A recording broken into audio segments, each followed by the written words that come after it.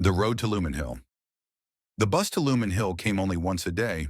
It wasn't a big bus, just 12 worn seats, a cracked windshield, and a driver who sang off-key to old love songs.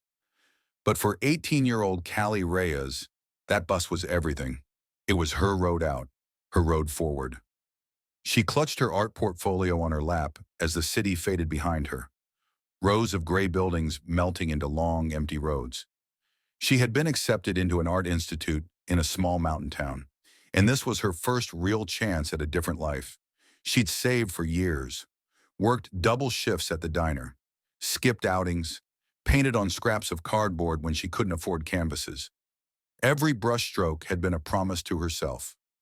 Keep going. But halfway up the mountain, the bus sputtered and stopped. The driver sighed, tipping his cap. "Well, that's the thing about old roads," he said. "They've got bumps you don't see coming." Hours passed. The other passengers complained, pacing along the gravel road. But Callie didn't. She sat on a rock by the roadside, staring at the horizon, the sunlight spilling over the hills like paint across a blank canvas. An old woman beside her smiled gently. "You're not worried, dear?" Callie shook her head. "I've come too far to let one stop feel like the end." The woman nodded. "Good. Because life's just like this bus ride. You'll stall sometimes, you'll get lost, maybe even go backward.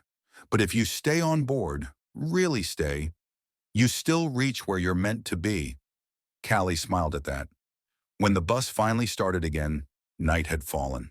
The road twisted, steep and narrow, and every jolt made her clutch her bag tighter. But she looked out at the stars, scattered like tiny lanterns, and whispered to herself, "Every bump means I'm still moving." She arrived at Lumen Hill close to midnight. The town was asleep, the art school dark and silent.